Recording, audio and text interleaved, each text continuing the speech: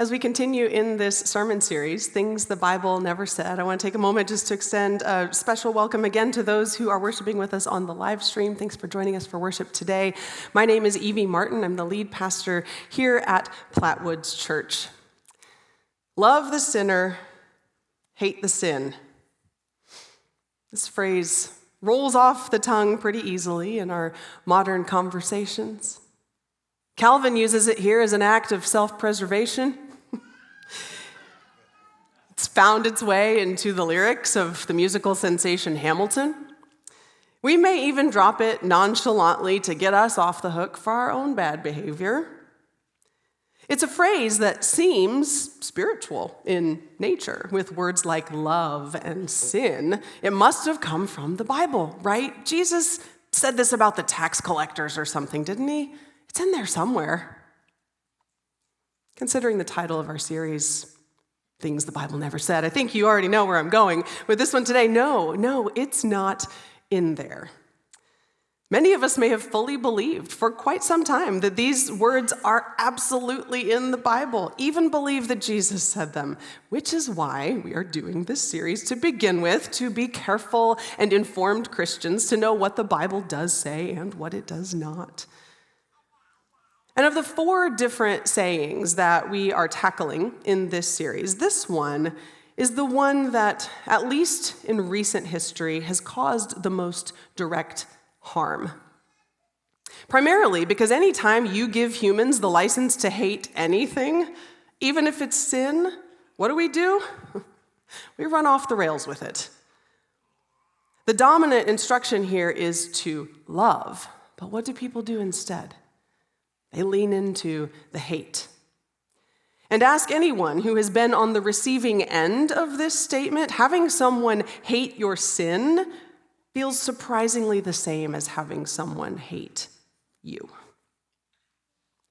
And I want to take a moment before we even really get started to name that while we toss this phrase around broadly and we apply it to many behaviors, in recent decades, this is the phrase that has been very specifically targeted toward LGBTQ plus people, more than anyone else, by Christians trying to justify excluding or maybe only partially including them in the faith community.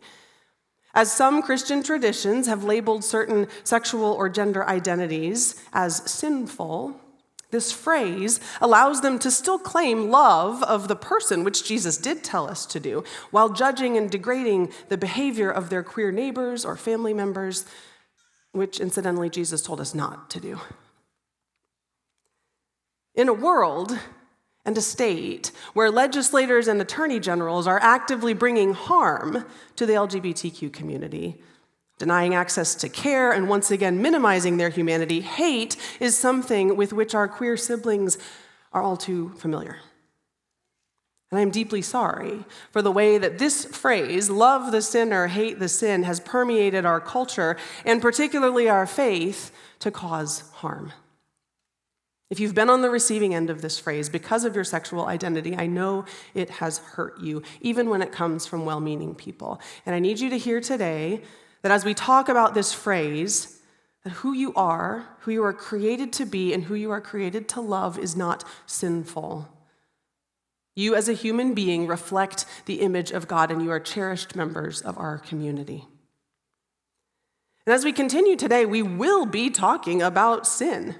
And each one of our lives is marked by sin. But I want to be very clear. I do not want you to hear the word sin or sinner as pertaining to you or someone you love being gay, lesbian, bi, trans, or queer.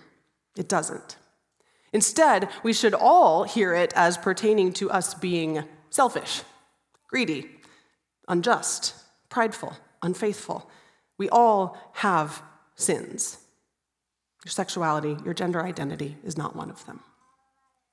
So, if this phrase is not biblical, why do Christians use it so much? And where did it come from? It functions as sort of an easy way to try and separate a person from his or her behavior, particularly if it's a behavior we do not like, whether it's actually sinful or not. It can appear as a noble way for someone to say that they still love a person without condoning their behaviors with which they may disagree. There are fragments of truth in this sentiment. That's why it has gotten used, and we'll get to those later on. But as I said before, the way this phrase has most often played out has led to hate rather than to love. On top of that, it's just not that simple to separate people from their behaviors and actions. That's not the way humans work. Just think about how we speak. We don't say, he's a person who lies a lot. What do we say? He's a liar. We don't say, she is someone who steals. We say, she's a thief. Who we are and what we do is not so easily pulled apart. This phrase is our feeble attempt to do that, but in reality, it just doesn't work. The origins of love the sinner, hate the sin are traced back, not to the Bible, but to a letter written in the 400s. St. Augustine was a bishop of the early church in North Africa, in a city called Hippo. This is modern-day Algeria. He wrote a letter to the nuns at a monastery after hearing some reports of troublesome behavior. They are attracting the attention of men when they are out and about town. He writes this: in walking, in standing, in deportment, and in all your movements, let nothing be done which might attract the improper desires of anyone, but rather let all be in keeping with your sacred character. Though a passing glance be directed towards any man, let your eyes look fixedly at none. For when you are walking, you are not forbidden to see men, but you must neither let your desires go out to them, nor wish to be the objects of desire on their part. In other words, nuns don't stare at men. There it is. Because then they might look at you inappropriately. He goes on quite at length about these wanton looks and all the dangers therein, and then he explains how to discipline a nun who does not follow this protocol, who lets her gaze linger a little too long. And this is where we get our phrase of the day. Moreover, what I have now said in regard to abstaining from wanton looks should be carefully observed, with due love for the persons and hatred of the sin, in observing, forbidding, reporting, proving, and punishing of all other faults. The gist is, correct the rogue nun for her behavior, but do it with love for her. The fact that this phrase originates from a group of nuns being reprimanded for the lustful looks given to them by men should strike us all as painfully ironic. And I resist the urge here to go off on a tangent. But if I can table the irony for a moment, which I don't want to, but I will. The intent behind the instruction was to remind a faith community to treat one another first with love. Monastic communities, groups of nuns or monks, brothers, friars, all of those words you might be familiar with, in those days, and even today, these communities lived by what was called a rule of life. It was a set of spiritual practices, promises to which they made their vows. So in circumstances where one of them stumbled or struggled with a behavior that was outside the bounds of their rule of life, Augustine is saying, love first. In community, it is love that brings about change, not punishment or hate. The second famous voice behind this quote is Mahatma Gandhi in his 1929 autobiography. There are plenty of memes out there with Gandhi's face and his iteration of the phrase, hate the sin, not the sinner. Sadly, people stop there when they quote him, but he says much more. So here's the quote in its context. Hate the sin and not the sinner is a precept which, though easy enough to understand, is rarely practiced. And that is why the poison of hatred spreads in the world.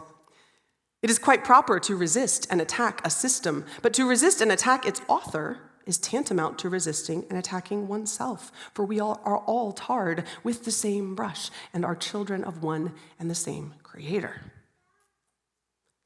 Makes a difference where you put the period in that quote, doesn't it?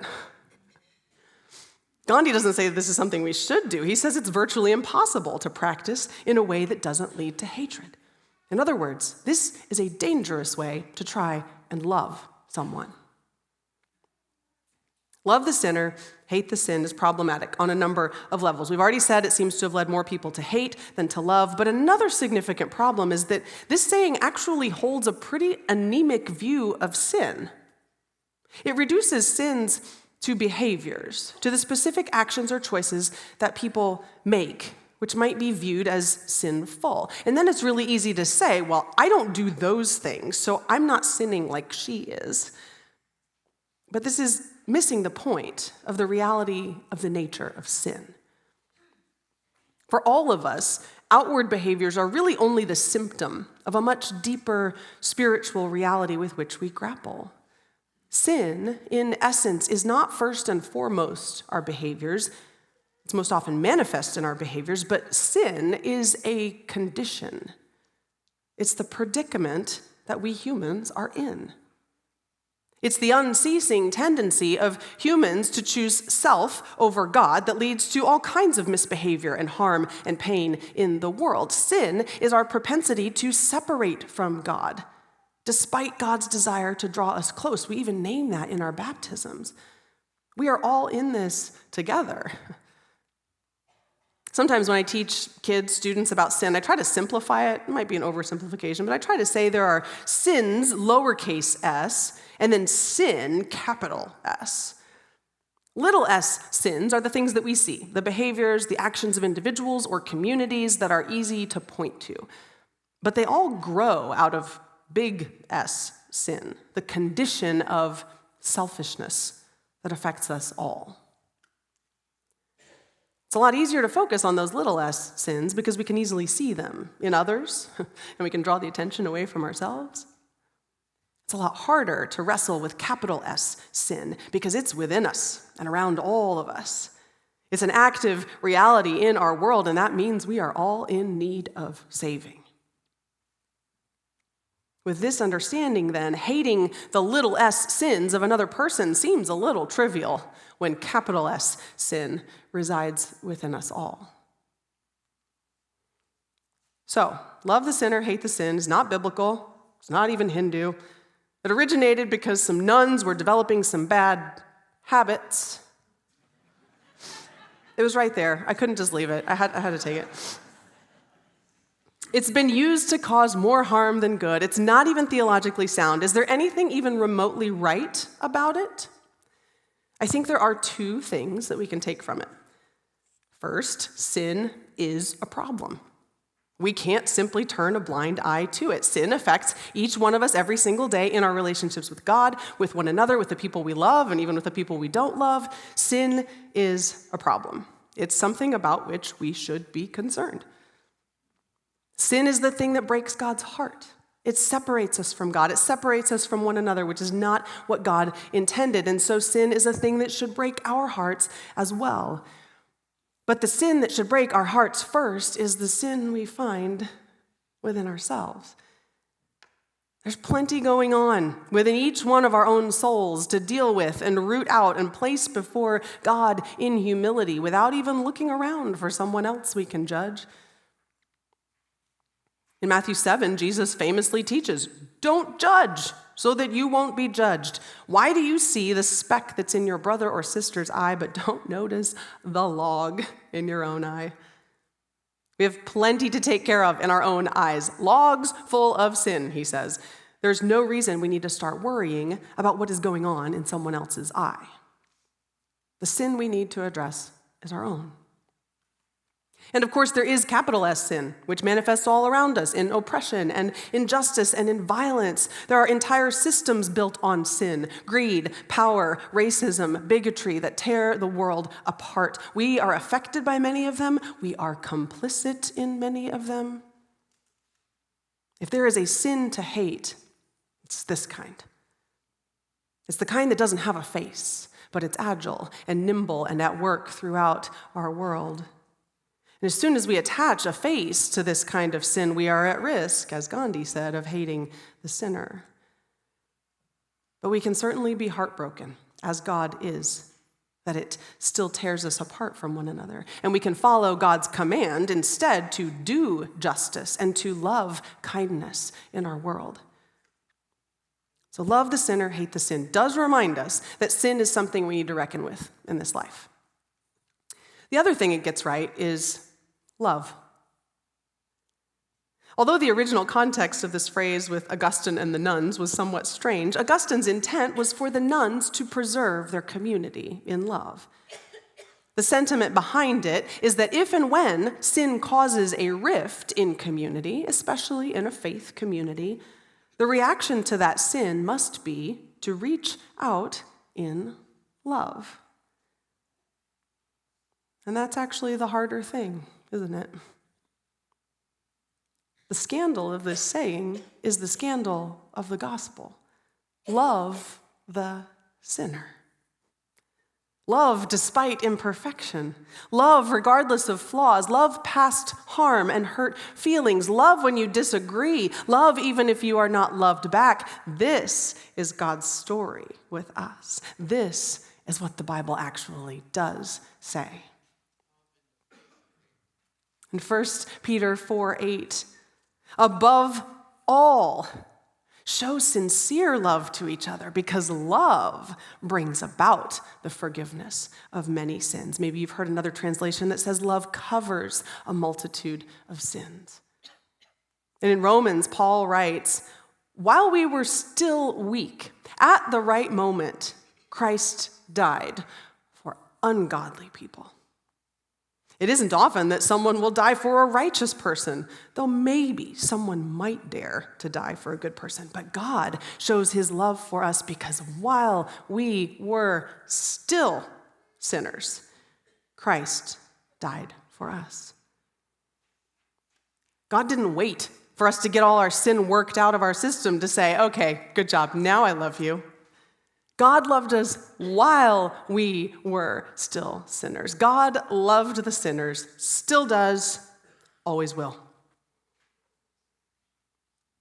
There's one story in the Gospels that I think illustrates this best. In John chapter 8, Jesus is teaching in the temple, and other religious leaders and teachers are trying to trip him up, looking for ways to get him in trouble.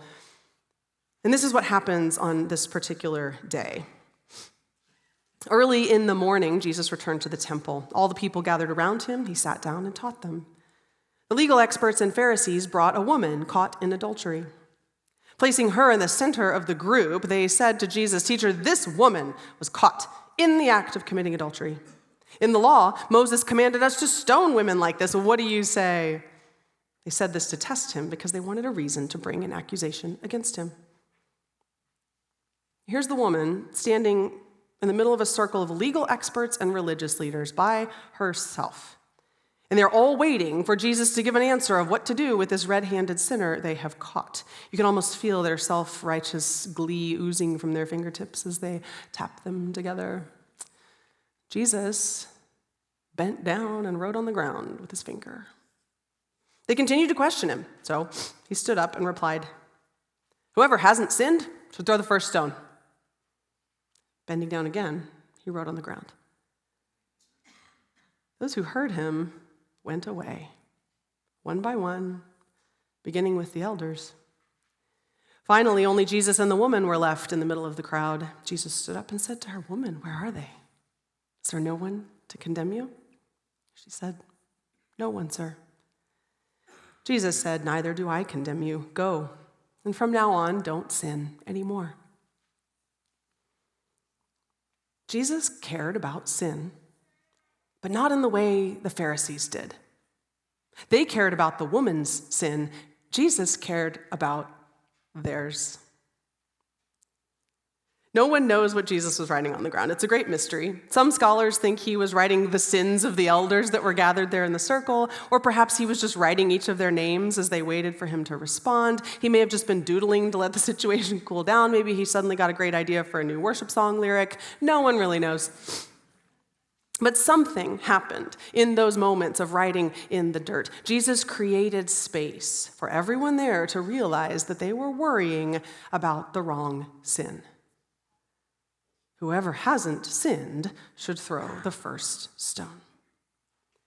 And then he reached out to the woman in love. He wasn't waiting until everyone was gone to punish her or condemn her or even hate her sin. He didn't even mention it. He simply noted that no one else was left to condemn her, and he didn't condemn her either. He met her first with love, and then and only then did he say, "Go and sin no more."